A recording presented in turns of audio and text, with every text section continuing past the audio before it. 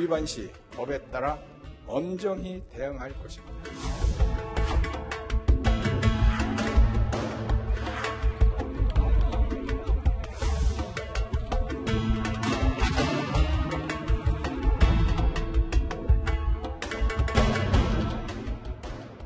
네, 이번엔 최근 가장 논란이 되고 있죠. 대북 전단 살포 관련한 토론 한번 이어가도록 하겠습니다. 먼저 이번에는 김성태 전 원내대표께 여쭤볼게요. 이제 이게 지금 정부에서 이걸 막겠다고 했는데 어제 청와대까지 이제는 나섰어요. 네. 적절하다 부적절하다 어떻게 보시나요? 참 이건 정말 문재인 정부가 물론 남북 관계에 예. 북한의 이제 김정은 위원장의 비위를 거슬려서는 안 된다는 걸 평화를 유지하기 위해서는 너무나 강조해온 원칙이 있기 때문에 예. 제가 그걸로 가지고 지금 토를 다루려고는 안 해요. 예.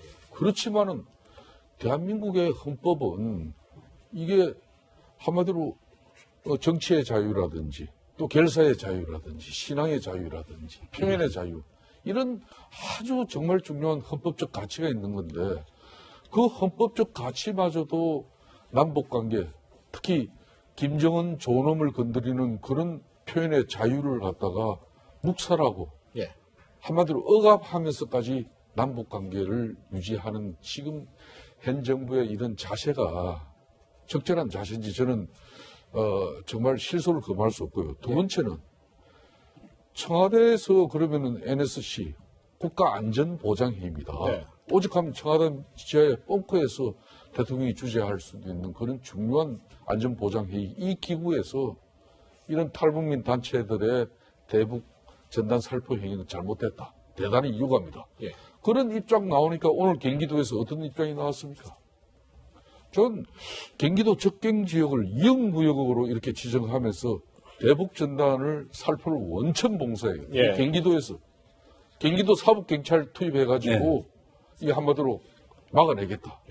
이 대한민국이 지금 자유민주주의 국가인지 나는 의심이 되는 점. 그러니까 청와대 경기도까지. 예, 박근혜 정부 하에서 굉장히 중요한 대법원 판결이 있었죠. 이와 관련해서. 네.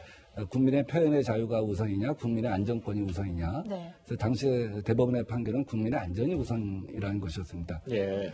이 판결은 정부가 바뀐다고 해서 쉽게 바뀔 것 같지는 않고요. 그래서 그 대법원 판례에 기초해서 사실은 정부가 판단을 하는 것이라고 봅니다. 근데 과거에 이 대북 전단 살포보다 훨씬 지금 이제 그 당시의 어떤 수준을 갖다 뛰어넘는 것이 내용도 내용이지만 이제 풍선뿐만 아니라 드론까지도 들어간 거 아니겠습니까? 그렇죠.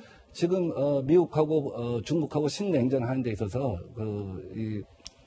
미국이 그 중국의 어떤 핸드폰과 관련된 물품들, 드론, 이런 CCTV 다 이 모든 것을 쓰게 되면 결국 중국의 모든 정보가 들어간다는 거 아니에요? 그만큼 사실 굉장히 민감하게 보는 것입니다. 근데 드론을 갖다 북한 상공에 띄운다? 이건 북한 입장에서 거꾸로 보면은 이건 단순히 우리 판문점 선언에 의한 상호간의 비방을 갖다 중재한다는 걸 또 뛰어넘어서 사실은 안보에 위협이 되는 부분일 수가 있어요. 가령 우리가 우리나라 국민들이 홍콩의 자유를 위해서 드론을 갖다 중국에 띄운다랄지 또 과거사 문제를 위해서 일본 사람들 설득하겠다고 드론을 띄운다고 생각해보세요. 이건 어마어마한 국가적 충돌이 아니겠습니까? 저는 그런 관점에서 우리가 국민의 안전이라고 생각하는 것, 판문점 선언의 연장선상에서 이 문제를 바라봐야 한다고 봅니다. 네, 일단 정부는요, 통일부가 남북 교류 협력법뿐만 아니라 항공안전법, 공유수면법 등등을 적용해서 뭔가 이제 대북 전단에 대해서 제한을 두려고 하는데요. 이 가운데 정치권과 정부 목소리가 엇갈리고 있습니다. 그 목소리까지 함께 듣고 오시죠. 대북 전단 살포에 대해 엄정 대응하고 있다는 점을 다시 한번 말씀을 드리고 한반도 평화 번영을 위해 지속 노력해 나가겠다는 정도로 말씀드리겠습니다. 이번 조치가 김여정의 말 한마디에 놀라 부랴부랴 취하는 조치라면 대단히 근시안적인 졸속 대책이 될 수 있음을 지적합니다. 북한의 이러한 초강경 태도가 단지 대북 전단 때문에 그런 것입니까? 그러니까 일각에서는 대북 전단을 살포하는 단체, 우리 국민인데 우리 국민을 처벌하면서 북한에 너무 잘 보이려는 것 아니냐 이런 얘기도 나오고 있고요. 또 민주당을 오늘 보니까 한 30 의원이 대북 전단을 살포하면 7년 이하 뭐 징역, 뭐 7천만 원 이하의 벌금 이런 법안까지도 냈더라고요. 이런 비판과 이런 움직임 좀 어떻게 보세요, 민 의원님? 이 부분이 말이에요. 민 의원께 잠깐 예. 어떤 분께서 먼저 말씀하실까요? 제가 너무 황당해서 중요한 것은 탈북민들도 대한민국 이제 국민이에요. 예. 대한민국의 헌법적 가치에 그분들도 그 가치의 소중함과 그 헌법적 가치의 혜택을 다 누려야 될 부분이에요. 탈북민들이라고 해가지고 그런 표현의 자유나 정치의 자유가 이렇게 억압되어지고 말살되어져서 되겠습니까? 그건 말이 안 되는 거죠. 그러니까 좀 전에 민 의원님께서도 남북관계의 중요성을 오랜만에 그래도 김정은 위원장과 문재인 대통령이 판문점 회담을 통해서 이렇게 구축해놨는데 그 합의 정신의 입이 아니에요. 그 합의 정신에 그럼 북한은 왜 핵 개발과 미사일 이렇게 계속 날립니까? 또 북한 인권, 북한 주민들의 인권과 또 북한의 자유에 대해서 지금까지 이 정부나 또 민주당 인사들이 한 번이라도 그걸 지적한 적이 있습니까? 그래놓고는 지금 현재 우리 탈북민들이 북한 주민들의 인권과 자유를 위해서 이렇게 삐라 하나 보낸 걸 그걸 김여정 말 한마디에 전단 살포 금지법 내고 또 청와대 벙커에 뭐 해서 국가안전보장회의를 해야 되는 것에서 국방부 장관, 통일부 장관, 외교부 장관 뭐 다 불러놓고 결국은 그 탈북민들 삐라 살포하는 거 이거 앞으로 강력하게 막고 이걸 처벌하자는 거 그게 국가안전보장을 위해서 하는 일입니까? 저는 북한의 인권 문제에 대해서 우리가 귀 기울이고 목소리를 내야 한다는 생각을 기본적으로 갖고 있습니다. 과거에 민주화운동을 했던 세대로서 네.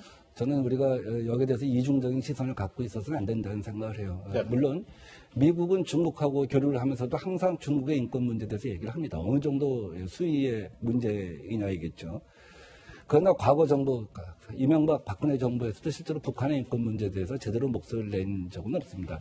이것은 굉장히 전략적 고민이 필요했다 하는 얘기이겠죠. 그다음에 탈북민도 우리나라 대한민국 국민으로서 헌법적 가치를 갖다가 향유할 수가 있겠죠. 그러나 그것이 우리 지역 내에서 그들이 북한 체제에 대해서 TV 채널 A에 나와서 이제 만나러 갑니다. 여기 와서 얼마든지 얘기할 수는 있겠죠. 그러나 그것을 넘어서서 아까 말씀드린 것처럼 어떻게 보면 체제 간의 충돌로 야기될 수 있는 또 국민의 안전이 문제될 수 있는 혹은 탈북민들의 친인척들 남아있는 친인척들의 안전이 문제가 될 수가 있는 그러한 것까지 무제한적인 자유를 갖다 허용하는 것은 아니라고 생각합니다.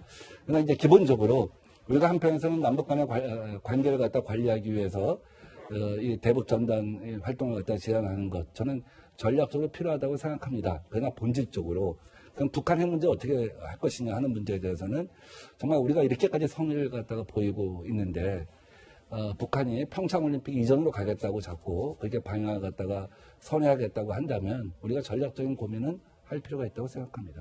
그런데 의원님, 어쨌든 지금 여당이니까 집권 여당 정부는 남북 관계 어떻게든 잘 관리하는 게 제일 중요한데 그래서 이런 대북 전단 살포에 대해서 좀 금지도 시키고 하는 쪽으로 움직일 텐데 문제는 북한이 그러면 호응을 해줘야 될 텐데 어제 나온 북한 반응 가운데 하나가 이런 게 나왔어요.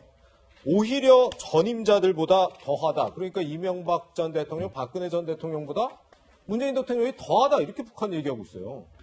북한의 언사에 대해서는 오랫동안 북한을 관찰해보면 거기에 하나하나 우리가 쫓아다닐 필요는 없어요. 어떻게 보면 내부에 체제 통합적인 측면이 있다고 봐요. 그러니까 이렇게 오랜 시간을 갖다가 자기들 입장에서는 과거와 다른 근본적인 어떤 태세 전환을 보인 것 아니겠습니까? 몇 차례 남북 간의 또 북미 간의 정상회담을 하고 또 하노이 정상회담에 큰 성과를 갖다 거두지 못하고 그 후속적인 어떤 성과가 없는 가운데서 체제 통합적인 어떤 요소도 필요하다 하는 생각을 하고 그런 언사를 갖다가 보였을 수 있는데 그 언사 하나하나 쫓아갈 필요는 없어요. 다만 저는 북한 핵 문제는 미국과 북한의 이슈라고 하잖아요. 왜 이런 고정관념에 빠지는지 모르겠어요. 미국 입장에서는 그럴 수 있죠. 그러나 북한 입장에서는 미국하고 이 문제를 갖다 근본적으로 해결할 수 없다는 걸 깨달아야 돼요. 어떻게 했습니까? 그 마천루에 뉴욕의 마천루에 데리고 와서 당신들이 핵을 포기하면 이런 세상이 열린다고 했잖아요. 예, 예. 그래놓고 그 경제적 지원은 한국과 일본이 할 거다고. 결국 한국과 일본이 해야 돼요. 예. 다음에 과거 6.25 때 사고를 한다면 미국이 북한을 갖다 치겠죠. 치겠다는 생각을 하겠죠. 그러나 지금 그럴 수 있습니까? 미국은 전 세계에서 철수를 하고 있어요. 국제적인 경찰 역할을 포기하고 있어요. 예. 사실 그렇게 본다고 한다면 이 문제에 관해서 가장 빠른 시일 내에 경제적 보상을 할 수 있는 것도 우리이고 예. 신뢰를 갖고 할 수 있는 것도 결국 우리라고 생각해요. 그래서 예. 저는 이제는 우리 정부가 북한 당사자를 만나서 이 핵 문제도 미국 간에 해결하고 남쪽은 적절하게 활용한다든지 통미봉남을 해갖고는 해결이 안 된다. 예. 이제는 남북 간에 우리도 이제 중재자 입장, 촉진자 입장에서 벗어나서 당사자 입장을 쓰겠다. 니들도 우리 그렇게 대우해달라. 이렇게 요구를 해야 된다고 봅니다. 네, 남북 관계에 대해서요. 참, 그 민병두 의원님이 저렇게 말씀은 잘하시죠. 본인도 이제 인정을 했잖아요. 결론은 이게 북한의 경제 제재라든지 또 북미 관계에 그런 합의 사항들이 잘 이행되지 않고 있기 때문에 쉽게 말하면 한국 정부, 한국 국민들을 상대로 지금 긴장 관계 조성하고 또 대남 비방을 강화하는 이유가 거기에 있다. 그러면은 한마디로 우리 탈북 주민들의 그런 이 전단지 살포 이 자체는 하나의 핑계에 불과하다는 걸 너무나 잘 아시는 분들이 왜 NSC 열어가지고 그 탈북민들 몇 사람 되지 않은 거 종이 조각 날려보낸다고 민주당 내에서도 박용진 의원 같은 사람 얼마나 소신 있는 발언입니까? 잘못된 거는 잘못된 걸로 지금 문재인 대통령이 남북관계 이 개선에 의지는 높지만은 이렇게 북한 당국이 하는 행위는 잘못된 행위다. 네. 이렇게 우리가 일침을 낳고 원칙적인 남북관계 개선 입장을 가지고 가져가줘야 되는 거지. 알겠습니다. 그건 난 네. 너무 납득이 가지 않는 거지. 알겠습니다. 북한의 공세에 화답하듯 정부와 여권에서 일제히 하는 대응들 그리고 남북관계 해법이 뭔지 두 분과 심도 있는 논의 한번 해봤습니다. 네. 자, 두 분과는 여기서 인사드리겠습니다. 고맙습니다.